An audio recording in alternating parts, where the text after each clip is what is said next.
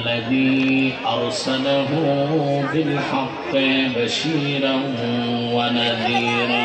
কুমিল্লা ব্রাহ্মণপাড়া উপজেলার উত্তর শীতলাই শাহী ঈদগাহ ময়দানে মরহুম আলহাজ মোহাম্মদ নুরুল হক মানিক সরকার তার সহধর্মিণী এবং কবরবাসীর মাগফিরাত কামনায় এক ওয়াজ ও দোয়া মাহফিলের আয়োজন করা হয়। বুধবার 12 ফেব্রুয়ারি সকালে অনুষ্ঠিত মাহফিলে প্রধান মেহমান হিসেবে উপস্থিত ছিলেন খাতামে নবুয়াত বাংলাদেশের আমির মুফতি সৈয়দ ডক্টর এনায়েতুল্লাহ আব্বাসী ওয়া সিদ্দিকী আল কুরাইশি। জসিম প্রিন্টিং প্রেস ঢাকার সাবেক স্বত্বাধিকারী মোহাম্মদ জসিম উদ্দিন সরকার জিতুর সভাপতিত্বে উক্ত মাহফিলে ওয়াজ করেন আলহাজ মাওলানা মোহাম্মদ শাহিদুল্লাহ ফারুকী। শীতলাই দারুল ইসলাম দরবার শরীফের পীর সাহেব আলহাজ মাওলানা মোহাম্মদ রুহুল আমিন, বাইতুল মুমুর জমে মসজিদের খতিব আলহাজ মাওলানা মোহাম্মদ আশরাফুল ইসলাম এবং পশ্চিম শীতলাই জিয়া গাজী সরকার বাড়ি বাইতুল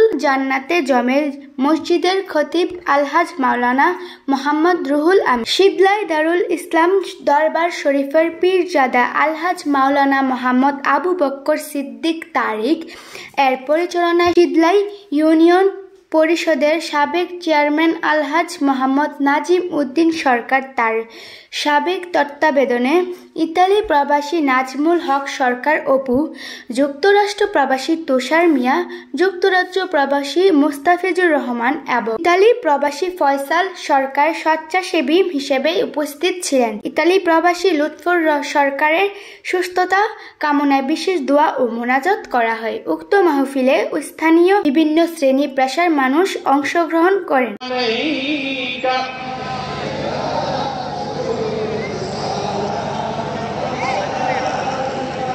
يا حبيب